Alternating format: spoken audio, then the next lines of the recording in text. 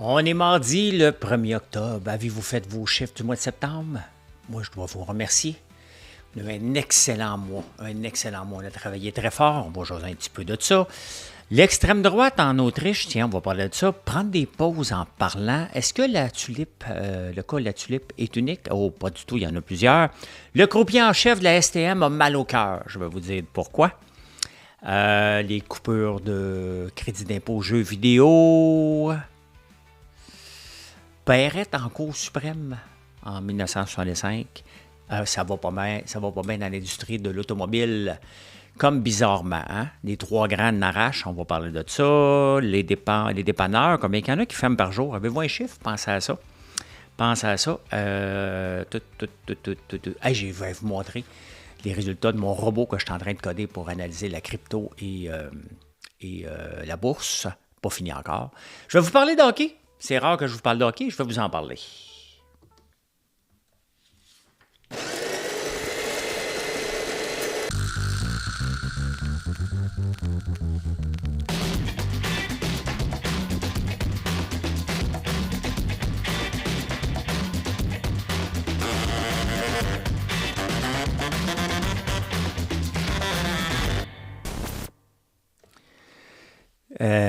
Ouais, c'est le mois premier, donc hier, c'était notre dernière journée. Et on a un mois exceptionnel. On a travaillé fort. Hein? On a travaillé très, très fort, mais on travaille fort depuis 18 mois. Ben, depuis le début de l'entreprise, mais pour avoir des nouvelles visites de sources différentes. Et ça, c'est une obsession de tous les jours, d'avoir des visites de YouTube. Vous êtes plusieurs à venir sur la ferme, venez me voir parce que vous m'écoutez le matin. Vous êtes plusieurs à me dire, soit le midi ou peu importe. Merci pour ça. Maintenant, Pinterest commence à lever beaucoup, alors qu'on l'avait complètement délaissé. Facebook va bien, Instagram va super bien, TikTok aussi. Donc, on travaille fort, mais quand ça fonctionne, je voulais pas utiliser le mot « quand ça paye » parce que quand on dit « quand ça paye », les efforts payent, mais c'est pas ça la relation qu'on va avoir. T'sais, on veut que vous venez nous voir pour les bons produits qu'on a et qui font partie de votre vie, que ça va du savon au shampoing, aux crèmes, au gaufres. Non, mais là, on a 450 produits. Merci pour ça. Maintenant, vous êtes pas abonné. Hein? Vous faites un like. C'est votre job. Je fais la mienne. C'est l'échange qu'on fait. Merci. L'extrême droite en Autriche, c'est quand même spécial parce que les journaux aiment bien ça. Ils ne parlent jamais d'extrême gauche, hein? Ou très rarement, mais ils vont y aller fort dans l'extrême droite. Cependant, j'avais vu ça sur X. Ils disaient, ouais, on va fort sur l'extrême droite. Et là, quand tu regardes ce parti-là, c'est des anciens nazis, là. Donc, on peut dire que oui, c'est de l'extrême droite. Mais il faut se poser comme question, hein? Pourquoi? Parce que, bon, il y a l'extrême droite aussi économique en Argentine. Mais pourquoi les peuples s'en vont complètement, hein, dans une direction extrême ou l'autre? Peu importe si c'est de la gauche ou de la droite, on ne semble plus vouloir aller au centre. Hein? Et ici, on ne parlait pas de ça beaucoup avant, de la gauche puis de la droite, mais maintenant, ça fait partie de notre paysage. Avant, c'était purement français. Et c'était tout simplement la gauche puis la droite. C'est ceux qui sont au pouvoir sont à droite à l'Assemblée, puis les autres sont à gauche. C'est comme ça. Au Canada aussi, c'est comme ça. Donc, mais c'est ça, pourquoi? Hein? Il va falloir se poser des questions. Qu'est-ce que les politiciens de centre ont fait pour nous écœurer? Hein? Quand tu es au centre, tu es à peu près nulle part. Tu essaies de faire plaisir à tout le monde. La gauche va essayer de gérer en donnant tout et en se rendant compte qu'ils n'ont pas une maudite scène. Et là, la droite débarque. Tu sais, un peu comme Donald Trump, là. Donc, à suivre, mais je pense pas. On va se calmer, là, c'est peut-être des anciens nazis, mais je ne suis pas sûr. En tout cas, on va suivre ça de près. Là. C'est malheureusement intéressant à suivre ces mouvements-là. Malheureusement, je dis bien. Hein? Hey, prendre des pauses en parlant. Ben, je n'en prendrai pas ici parce que je fais un show, là. Mais socialement, c'est bien vu. Et aussi, quand vous faites des 5 à 7, les 5 à 7 sont revenus. Là, je donne beaucoup de conférences, donc il y en a beaucoup. Puis merci de m'inviter, j'aime ça vous jaser. Mais tu sais, dans ces 5 à 7-là, ce qui est bon, c'est d'écouter. On a tendance à vouloir remplir les blancs. Et vous remarquerez les grands speakers, là, des grands conférenciers, ou même Barack Obama, lorsqu'il parle, là, tu sais, on va prendre une pause. Vous voyez? Les pauses permettent le temps à l'interlocuteur de réfléchir. Et mes meilleures conférences, c'est quand je prends le temps de prendre une pause. Vous savez, être entrepreneur, hein, vous réfléchissez, hein? Réfléchissez, ça marche. Mes meilleures conférences, c'est quand je prends le temps. Et j'en parle aujourd'hui parce que c'était dans les journaux aujourd'hui de dire comment développer notre écoute, comment développer l'interaction en affaires avec les autres. Ce n'est pas toujours en parlant. Et c'est la pire chose que les gens vont faire souvent. Donc, pensez à ça. C'est un petit conseil. Petit conseil coach de vie. Faites pas vos moutons. J'ai-tu des moutons ici, moi? Ouais. Hein? Donc, profitez d'écouter, tiens, un autre, pendant que les gens parlent comme dans un restaurant. T'écoutes. Et si vous êtes dans une date aussi, là, hein, arrêtez de vous vanter des boys. Hein. Laissez la madame parler ou l'autre gars parler. Là, hein, parce que les madames écoutent, mais les messieurs n'écoutent pas. Là. La semaine passée, il y avait la grande réunion, la grande messe de Meta, Facebook. Et vous savez, Facebook avait changé son nom pour Meta parce qu'il avait tout mis ses œufs, juste avant la pandémie ou pendant la pandémie, tous ses œufs dans le même panier, disant qu'on s'en allait vers le métaverse. Est-ce que vous voyez ça, beaucoup de métaverse? Est-ce qu'on vit dans un monde parallèle? C'était supposé être ça. Hein? Il y avait même des terrains dans le métaverse qui valaient cher. Il y a eu des premières plaintes d'agression aussi dans le métaverse. Mais ça n'a pas pogné tant que ça. Je ne connais pas personne. Là. C'est la même chose avec les lunettes Apple. Hein? Elles coûtent très cher, mais à part le buzz du début, je ne vois rien qui passe sur les réseaux sociaux par rapport à ça. Là. Pas de mal la veille. Là, Facebook dit que les lunettes vont remplacer le téléphone en 2030. On va se calmer là encore. Là. On va se calmer. C'est sûr, j'aimerais savoir ça. Là, des lunettes avec tout ce qu'il y a là. Tant mieux si on s'en va là. Mais c'est un grand rêveur. Hein? Ben, c'est sûr que quand il met des milliards sur la table, il faut rêver un peu. Là. Mais je doute. Laissez-moi douter qu'on va tous se porter des lunettes. C'est pas la première fois que l'essai est fait. Mais il y avait Google qui avait ses lunettes aussi. Mais tant mieux, honnêtement. Mais tu sais, comment ils vont légiférer ça si tu t'en vas en auto et tu portes des lunettes, vas-tu te faire arrêter comme un téléphone? Y a-tu des fonctionnalités? Regarde, il y a tellement de choses à faire que... À suivre, on va suivre ça de près. Suivre, hein? Bien important quand on suit quelque chose comme ça.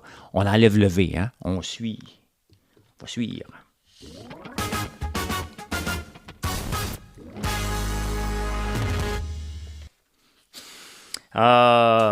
Est-ce que la tulipe est un cas unique depuis que la tulipe est sortie? Hein? Puis, vraiment, là, il aurait pu modifier le règlement bien avant. Hein? Il a fallu que la Ville attende d'avoir un résultat de la Cour d'appel avant de le changer.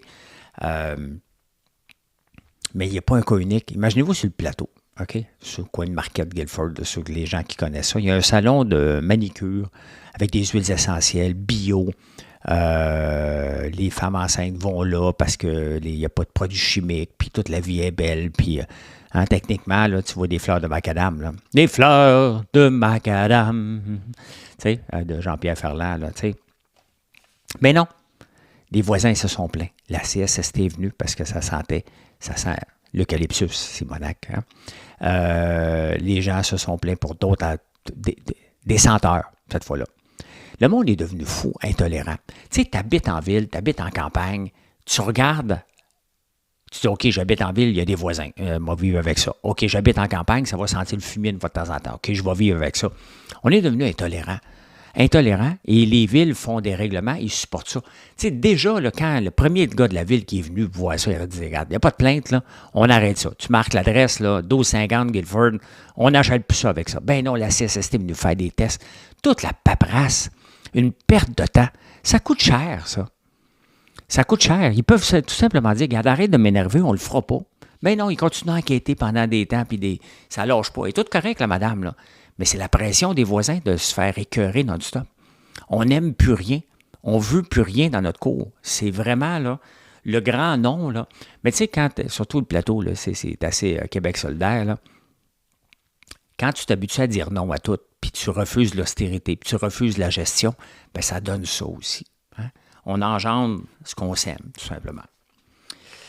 Hey, le croupier en chef de la STM, hein, le pire gestionnaire à vie dans l'histoire des sociétés d'État ou parapubliques, ou, tu sais, je reviens avec ça, là, mais tu peux pas étudier pour être croupier au casino, devenir conseiller municipal, puis être président du conseil d'administration de la STM.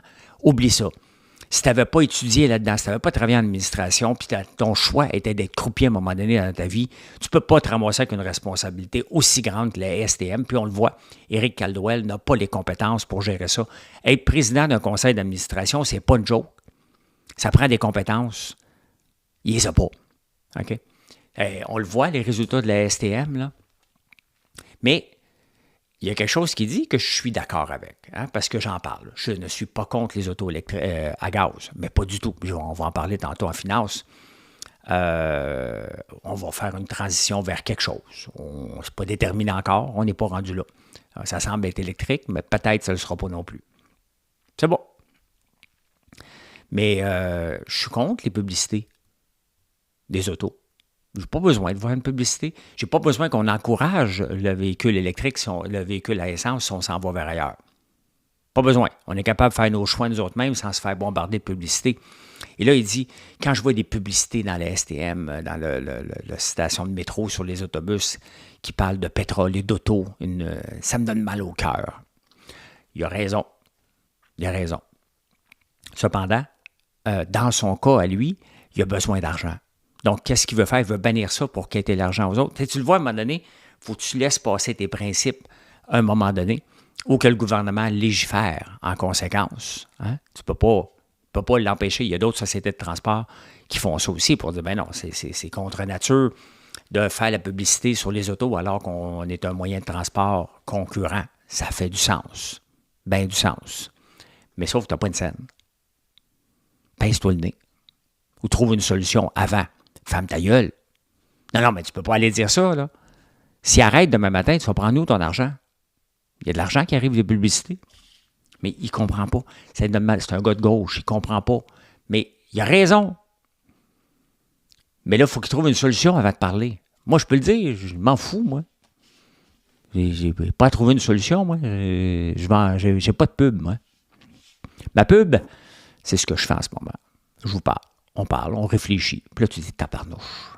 Mangerais bien popcorn dans l'écouter. Ben, pas en te levant le matin. Une gaufre, peut-être. Hein? Moi, taguer les deux types de gaufres qu'on a dans la vidéo, là. Tu vas les voir en bas. Donc, voilà. Si tu es sur X, tu ne les vois pas parce qu'on ne peut pas taguer, mais sur YouTube, oui. Si tu m'écoutes en podcast, cherche pas au pays Python, là. Tu viendras voir sur le site après. Il y a une autre affaire. Vous savez que je suis contre les subventions. Et assez fort, en plus de ça. Les seules subventions que je suis pour, je vais le répéter à chaque fois, là, c'est quand une entreprise va bien. Hein? Quand une entreprise va bien, tu dis, on va te donner un coup de main pour exporter, pour amener de l'argent supplémentaire ici. Pas pour t'aider à vivre. Pas pour t'aider à vivre. Tu es une entreprise, range-toi avec tes troubles. Tu veux te lancer en affaires, range-toi avec tes troubles. C'est ça. C'est ça, les affaires. On s'arrange avec nos troubles. C'est notre choix à nous. Pas un choix de société là, de se lancer en affaires. Là. Bien, les jeux vidéo, j'étais contre. La même chose que quand je me suis lancé dans les centres d'appel, juste avant qu'on se lance en 2003, il y avait eu une tonne de subventions pour attirer les centres d'appel ici. Est-ce que Montréal était une plaque tournante des centres d'appel en Amérique du Nord? Oh que oui. On était subventionné. Moi, je n'ai jamais eu une subvention, on est arrivé après. Les jeux vidéo, hein, on s'est vanté qu'on était la capitale des jeux vidéo. Ben oui, on a volé des jobs à d'autres entreprises pour pomper de l'argent avec des crédits d'impôt qui n'avaient aucun sens pour les jeux vidéo. Là, le gouvernement décide de les enlever. Et là, ben, les compagnies disent, ben, ça ne marche plus. Là. Quand tu fais un modèle d'affaires basé sur des subventions, ton modèle est brisé. Ton seul modèle d'affaires, c'est de faire des jeux vidéo que les gens vont acheter. Puis d'être successful. Viens pas broyer. Tu es en affaires. Arrête de broyer que les crédits d'impôt vont t'aider à fermer. Arrête. La plupart des compagnies de jeux vidéo qui font sont moins de 20 personnes. Tu t'es lancé en affaires parce que tu te dis, regarde, il y a une pièce à faire avec ça. Ils iront ailleurs, on ne les veut pas. C'est des quêteux qui aillent ailleurs, puis on les jobs de programmeurs. On va les trouver ailleurs, ils vont se trouver quelque chose. Il y en a tout le temps des jobs. Quand même que l'intelligence artificielle est là, ta job va être différente. Mais il y en a des jobs. Fait que va juste ailleurs. Il y en aurait 300 studios au Québec. On a généré une gang de BS corporatifs avec une subvention.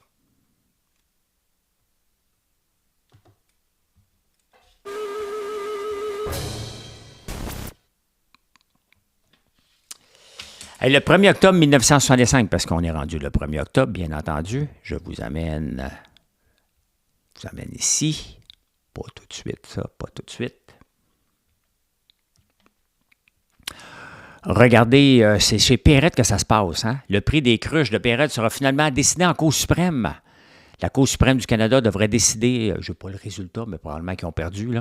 Perrette vendait le litre 55 cents. Ça, le 3 pintes de lait, ils devaient le vendre à 60 cents parce qu'il y avait la Commission canadienne du lait, là, les quotas. Puis les autres, ils le vendaient 55 cents. Perrette, là, aussi longtemps que je me souvienne, se sont toujours battus pour avoir un prix du lait qui était compétitif. Hein? Les caisses de lait là, viennent beaucoup de chez Perrette, entre autres.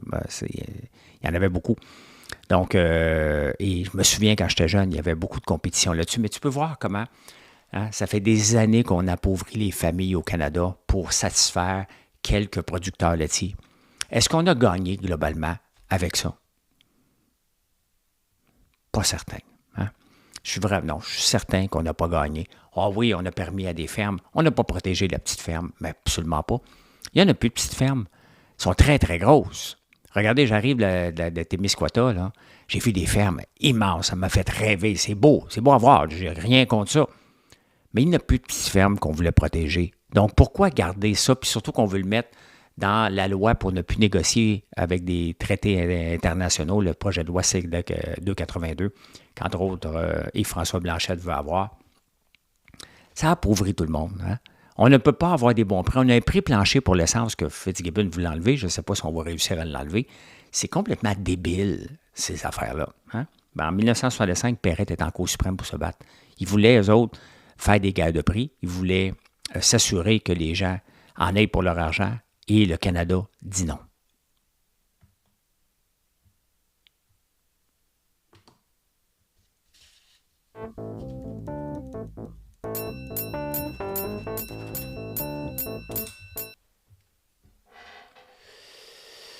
Un autre crayon qui vient de rendre l'arme. Je passe trop de crayons. J'écris trop. Fait que, on va écrire avec un... Oui, il vient de revivre. Il n'y en a plus pour longtemps. On s'en va en finance. Et je vous montre tout de suite des graphiques. Ça vient ici. Parfait, ici. Je vous montre General Motors qui descend de 3%, de 46 à 45. Je vous montre Stellantis qui te prend une méchante débarque de 12%. Et je pourrais aller voir Ford qui descend aussi. Qu'est-ce qui se passe? Stellantis ont trop... J'en ai parlé en plus de ça. Je ne la regardais pas, cette compagnie-là. J'en ai parlé hier ou avant-hier. Et ils annoncent qu'ils vont perdre entre 5 et 10 milliards. Ils sont assez larges. Hein? C'est entre 5 milliards, 500 millions. Mais non, c'est entre 5 et 10 milliards qu'ils vont perdre cette année. Et ils veulent réduire leur inventaire à 330 000. Ils commencent à en envoyer moins. C'est une compagnie, c'est pas une compagnie américaine. Hein? Ils sont installés aux États-Unis avec Chrysler, Jeep et Ram, là, mais ils en vendent de moins en moins. Et là, ils ont annoncé des grandes coupures parce que ça ne va pas bien financièrement. Volkswagen ne va pas bien. Si je vous présentais aussi Aston Martin, moins 23% hier. Volkswagen, Mercedes vient de couper, BMW vient de couper. Au moment où l'électrique va bien, NIO vient d'avoir un financement de 2 milliards. BYD, on y met toutes sortes de bâtons des roues pour pas qu'ils viennent. Tesla va bien aussi. Hein? Donc, j'ai hâte de voir les autos Tesla aussi qui vont venir vendre au Canada alors qu'ils sont faits en Chine. Donc, comment ça va se passer? Il va y avoir une taxe de 100%. Techniquement, oui. Hein? Donc, on peut le voir, hein? Le gouvernement va venir sûrement encore sauver les grands, trois grands constructeurs. On vient de mettre des tarifs. GM qui vient de donner un dividende exceptionnel à ses actionnaires. Pendant ce temps-là, on essaie de les protéger. Eux autres s'en balancent royalement. Et là, on va les sauver sûrement parce qu'ils vont avoir des troubles financiers dans un an ou deux. Comme en 2008, comme le gouvernement a dû faire. Donc, combien de fois qu'on va devoir défendre des compagnies qui ne modernisent pas, qui retardent le groupe, qui attendent à la dernière minute parce qu'ils ne sont pas pressés parce qu'on vend encore beaucoup d'auto-essence? Bien, c'est ça. C'est ça. Il va falloir... Là, vous allez voir des bargains. Ah là, vous allez avoir des 0% d'intérêt puis des grosses bargains. C'est le temps d'acheter un char ou un gros pick-up, là. Ça va t'aider encore la vente d'auto électriques? Tu sais, j'en veux pas d'auto électrique tout de suite parce que les vrais autos que je veux sont en Chine avec 1200 km d'autonomie. Mais là, regarde, on va donner des gros rabais. Donc, les gens vont acheter des chars à gaz encore plus. Je suis pas contre. Mais c'est pas ça qu'il faut faire comme société. Tu as le temps d'acheter ça? Techniquement, non, selon mon nouveau programme. Mais voilà. Hein? On va regarder ça tantôt. Je vais continuer à analyser ça. Hein? On va regarder ça tout de suite. Il était une fois des gens heureux. C'était parmi les plus silencieux. Hein? Le silence, hein? Il n'y a pas de secret, là, c'est écrit ici, il n'y a pas de secret pour faire de l'argent en bourse. Okay? Il n'y a pas de formule pour faire de l'argent en bourse. C'est une question de statistique et de mettre les chances de notre bord. J'ai créé un programme en Python. Une bonne partie, ça fait une semaine que je gosse là-dessus. J'ai gossé un peu en fin de semaine là-dessus. Pour regarder, au lieu d'avoir un paquet de graphiques d'en face, comme je vous montre souvent avec TradingView, comme je viens de vous montrer, je les ai toutes mis ensemble avec un arbre décisionnel. Donc, je donne des poids à chacun, mais je vais le modifier encore pour en rajouter d'autres, là. Je regarde le RSI, le Bollinger, Stochastic, MACD, EMA Cross, le Trend, Candlestick et l'approche de pivot de Livermore pour décider si je vais acheter ou vendre. À 1, le score de 1 veut dire c'est un achat, à peu près certain. Regardez dans la liste actuelle de crypto que je regarde, il y a du hold puis il y a du sell. Le seul achat que j'ai en ce moment, selon les chiffres, ce serait Coca-Cola. Je n'y suis pas toutes, là. Mais il faut rapprocher le score de 1 pour avoir un strong achat. Donc, je regarde ça. Je n'ai pas fait d'achat encore. Je ne suis pas encore là. Honnêtement, c'est une question d'amour des statistiques, des finances et de la programmation pour que je fasse ça. Ça se peut que ça mène nulle part. Puis tant mieux si ça mène nulle part. Si ça mène quelque part, ben tant mieux aussi. Mais ce n'est pas l'objectif final. C'est de voir si on met les émotions de côté et on suit ce que les mathématiques disent. Est-ce qu'on est capable d'avoir un bon rendement à la bourse? Pas d'acheter une action à 300$ la vendre 8 millions, là. C'est pas ça. Ni une crypto, c'est juste de voir si on peut battre le marché ou c'est encore toujours plus payant de juste mettre le S&P 500. Donc, je vais faire des simulations, je vais vous le montrer régulièrement. Je suis passionné par ça, je trouve ça le fun. Je trouve ça le fun parce que ça fait des années que j'écris des programmes par rapport à ça. Je l'ai fait au pif, mais rien de mieux que d'avoir des données mathématiques qui disent achète ou vends. Après ça, c'est à toi, là. Tu vas regarder le graphique, tu prends ta décision, tu regardes les trends.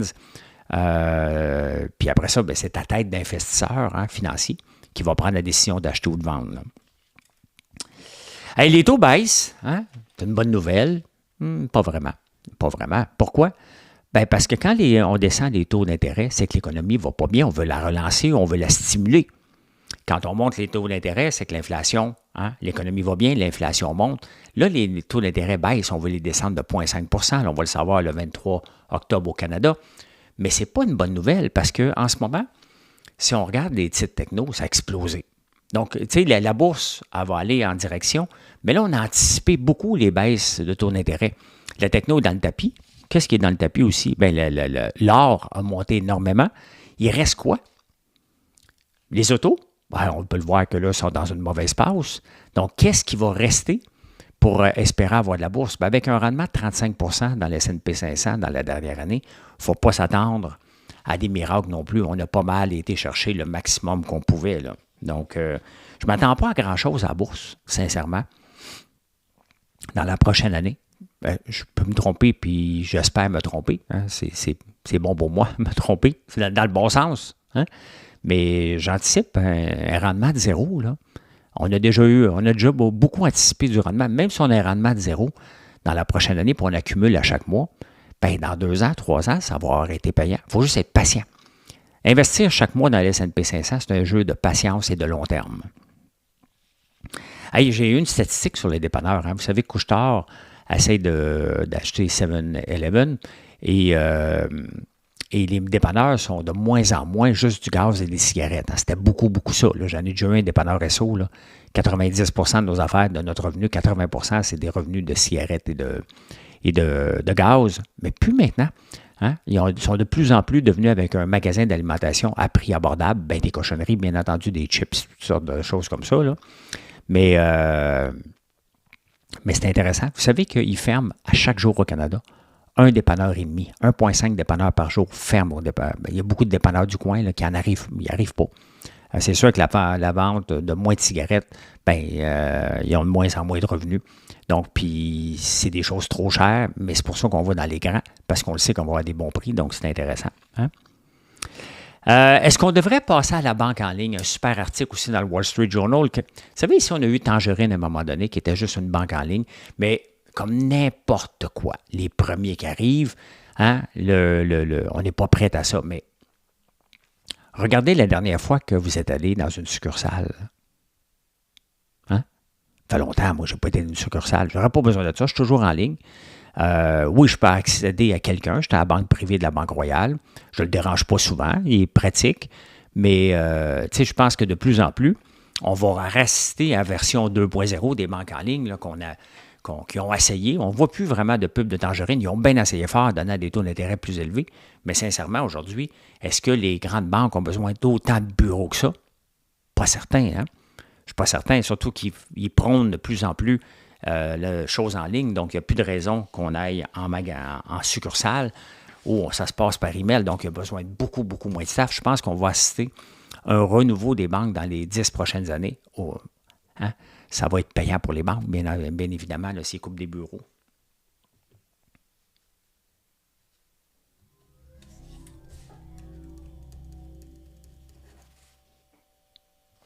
Mais vos frais vont rester pareils. Là. Faites-vous-en pas, là, à moins qu'il y ait de la concurrence, ça va rester exactement pareil. C'est rare que je parle de hockey, mais j'ai suivi ce qui s'est passé avec le joueur de Toronto, Cédric Paré, qui a mis le genou d'en face à Patrick Laine, genou à genou, puis est blessé. Il y a eu beaucoup de haine, il y a beaucoup de gens qui le détestent.